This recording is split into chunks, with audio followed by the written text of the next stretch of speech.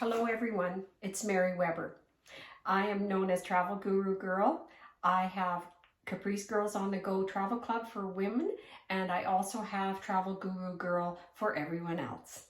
Now, today I want to talk to you a little bit about some of the items that you'll need no matter where you go. Mostly I'm going to talk about Europe or other foreign countries as opposed to maybe the rest of Canada or the United States.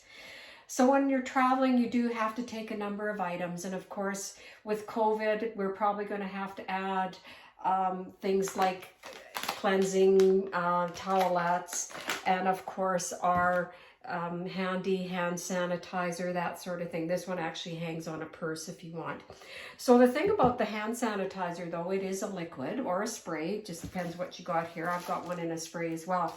But if you're taking that on board with you, I know some of the airplanes are offering that as part of your kit.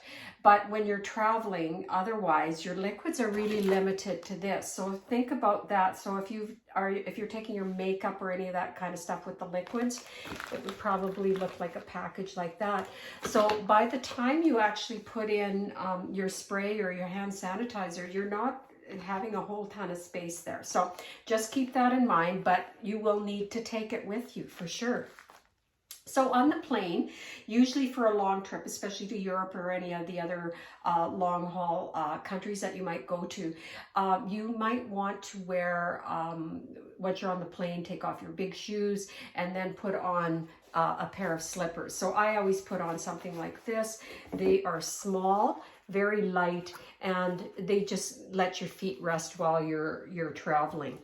And also, you don't want to go on bare feet on the plane. They can get pretty gross.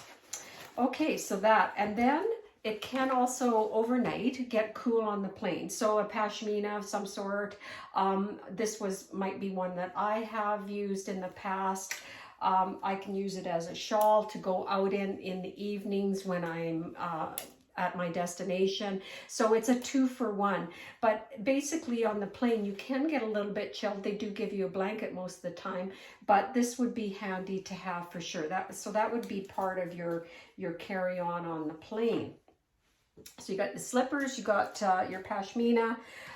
You might want a neck pillow. Like usually they do give you a square pillow. So if you're not in business class, you're not actually laying down. So I take one that I can blow it up by mouth.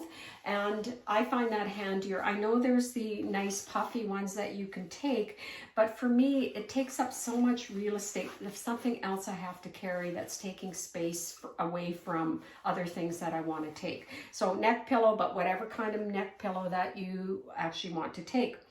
So then what kind of purse should I take? Well, I usually do take a large purse. So let's say on occasion I've taken this large Coach purse, and then I've taken a smaller purse inside where I might have my wallet, my passport, that sort of thing. And I do that because once I'm at destination, I no longer usually take this big purse out with me. It's more to haul everything that I need to haul to my destination. Then I use a smaller purse when I'm out. Not only that, but shoulder. Your shoulder can get pretty darn sore too. So that's one option. Derek Alexander has made great travel purses over the years. I've used variations. This one is a really, really good one. So he's got a pocket here.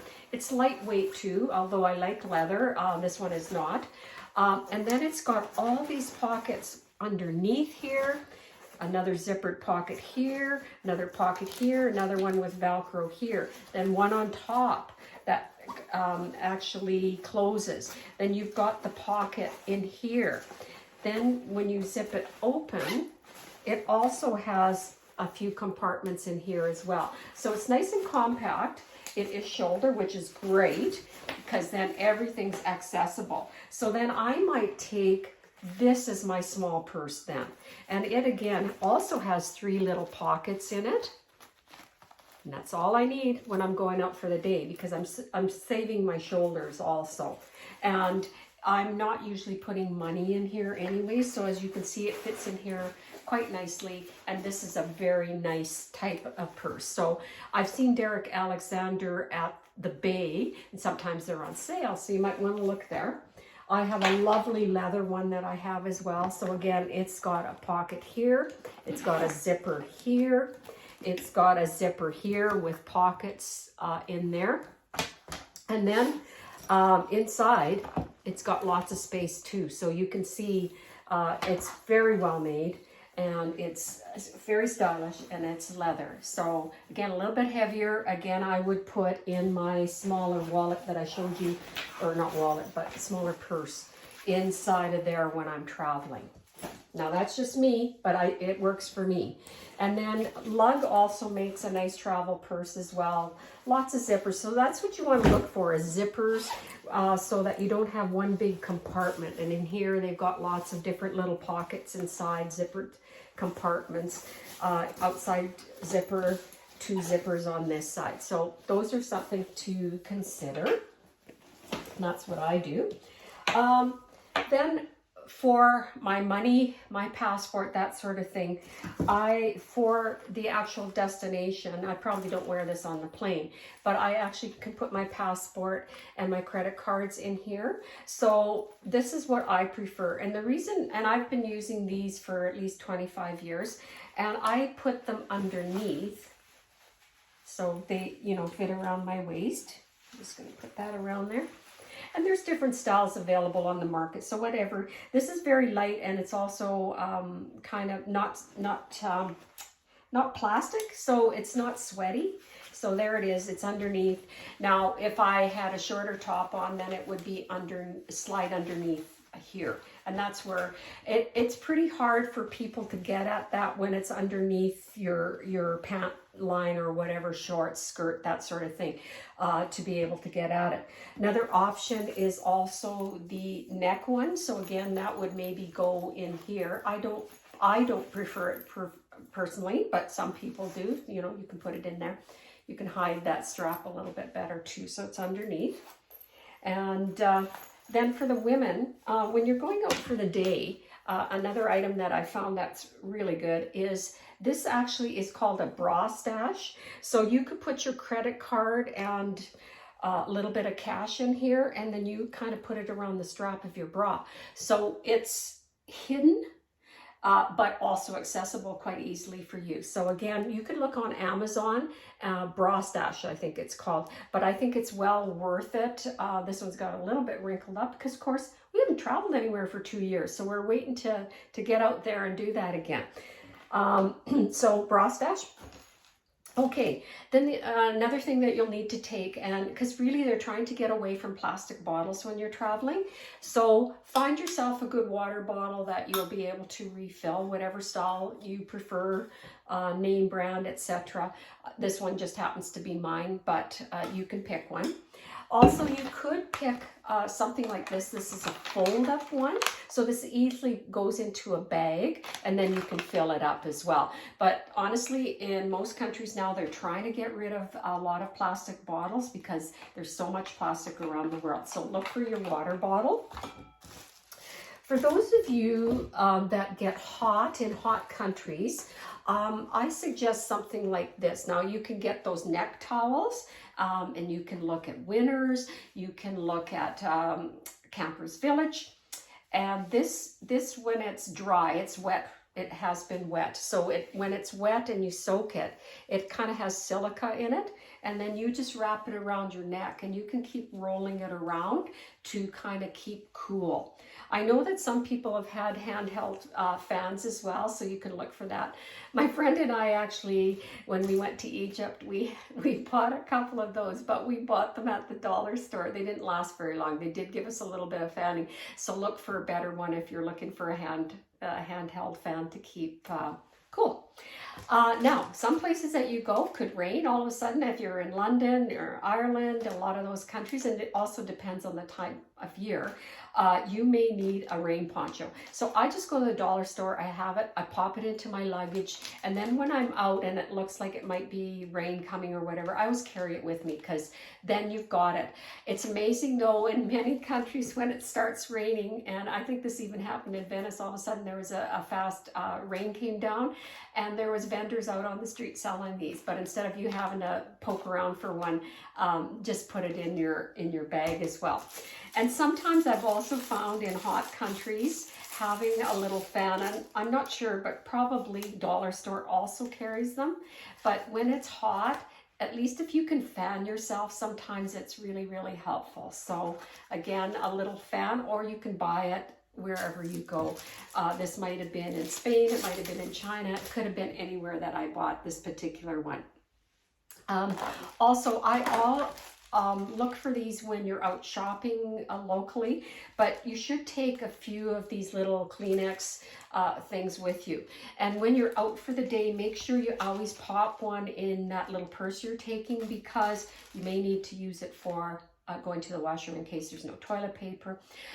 In Europe and most other countries, you do have to pay to go to the toilet. So you'll have to have small change with you, that sort of thing. So that's just something to remember. Always have some of those with you because you don't want to be caught without it. Then another thing that I often take, and these are at the dollar store, these are little towels. So it looks like a little pill, but as soon as you wet it, it becomes like a cloth, and you can wipe yourself down or wipe off your face or whatever, as long as you've got access to a little bit of water. So I always pop those in my bag as well. And for countries like Europe, you will need adapters. So quite often in Europe, it's this round adapter. So if you've traveled and you have this, this is what you want to also pop into your bag for travel. And I probably wouldn't put it in my checked luggage, just in case you get somewhere and you don't have what you need. Another thing that I put in my carry-on bag is I do use a curling iron. I don't take a blow iron or blow dryer, but I do take my curling iron, and so I always put that in my carry-on, because it's pretty hard when you're traveling sometimes, especially on a group trip, for you to go out shopping and look for something like that. So have your adapter and have your curling iron handy. Now, there's different adapters that you can buy. So if you're going out to buy, even go to AMA and they have different ones there. The most recent one that I bought was a kind of a multi. So this is the European one. But what was nice about this particular one is that it actually had the USB ports, so that when you're charging something, the USB port is right there. Now, the other thing to remember is when you go to Europe, and you're looking for a USB port, and I'm sure in a lot of hotels they are adapting and having more ports available. But if you look behind the TV that is in your room, more than likely there's a USB port in there, and you can plug in there and charge up. Okay, so that was an adapter. You definitely need that. You can buy them in packages like this too. They're multi-use. If you go to England, for instance, most of the time they use this really heavy duty type adapter. So it's got the big 3 prongs in it. This is a converter. You may or may not need that, depending on, I think the way we travel now, there's not as much power needed when we're traveling. For your phone, you may want to get one of these charge pads or whatever. I would put this in my purse. So let's say you're out with your phone all day long, you're snapping pictures. Well, it's maybe using up your resources, and maybe you can't get to a wall to plug in for a while, and you're all of a sudden, oh gosh, I'm going to, I don't know, the Mexican River, not Mexican Riviera. We're going to Europe. We're going to Nice in France, and we're along the French Riviera. Well, we want to take some pictures, but we're almost out of juice. So you can plug into one of these. Then I also take a weigh scale with me, because most of the time when we're traveling, our bags are restricted to 50 pounds or maybe even 45 pounds, and you don't want to go over. So this is lightweight. You can buy them at Walmart, at the Bay, numerous stores. You might even find them at Winners, that sort of thing. I also like to take a small backpack. So this is a fold-up one. So if you're not going on a hike, you don't need like the large professional type of backpack. So this is a nice little fold up one, doesn't take up too much room. But if you are going on a hiking or walking trip and you need that, of course you'll be taking that along with you. In fact, you might be using that as your carry-on. That's what a lot of people do. So that is kind of the lowdown on necessities. So that list will probably, and oh, don't forget, if you have medications, never ever put them in your checked luggage. So in your carry-on, you will need your passport and your identification, your credit card, your money, that sort of thing. Never ever put that in your checked luggage. Medications for sure. Things you can't be without. And sometimes people have CPAP machines and you have to take those along as well. And walking shoes. So make sure that you are wearing the walking shoes that you intend on wearing for the whole trip. Because if you ever get to your destination and you've packed them away, you're SOL. It's very difficult to find good walking shoes at the last minute to go somewhere. The other thing is maybe a change of underwear. If you're going from a cold climate to a warm climate, maybe a change of like a warm weather outfit, shorts, bathing suit, whatever. If you're going to an all-inclusive, you'll maybe want to put your all-inclusive, your bathing suit in there. So those are just the things to remember. Things that are really hard to find in destination at the last minute, those are the things you want to make sure that are in your carry-on, okay? And money, oh, jewelry. So if you are going to a poor country, I strongly recommend, when we went to Africa and also when we went to some parts of South America, I did not take my diamond rings. I just wore my band, and then I took some fun jewelry, some fake jewelry in my bag to wear when I was going out. But you don't want to be flashy, like even neck chains and stuff like that. You don't want to be flashy when you are traveling to a poor country, because that just speaks to these poor people that you want to be robbed. So please don't do that. Try to keep low key, keep your good items for evening, and when I say good items, nice sparkly items, that sort of thing, keep those for the evening. Don't wear those out during the day, because it really, the people there will be attracted to you, and you don't want to have that kind of a fatal attraction. The other thing I want to mention, there is quite a few bags out on the market now that have and I didn't bring it with me to show right now, but the straps are cut proof. So quite commonly in a European country, if there's a pickpocket, they have a thing where they try to slit the purse strap, and then they grab your purse and away you go. So not to frighten you, but to let you know that that is kind of a tactic. Maybe somebody runs into you, you're saying, oh, sorry, somebody's behind you slashing your bag. So just be aware of that. Same with these little backpacks. So that's why I never put anything valuable in these particular things when I'm out for the day. So a day bag, I don't take a big purse. I only take my little guy.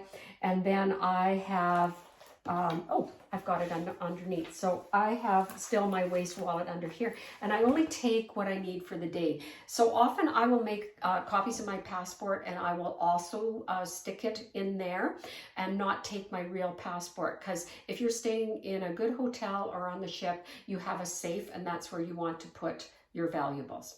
So those are the tips for things that you probably really need to take with you, and the rest of the stuff I will talk about packing, other packing tips on the next video. So again, my name is Mary Weber. It is Travel Guru Girl, and I want to wish you an excellent day.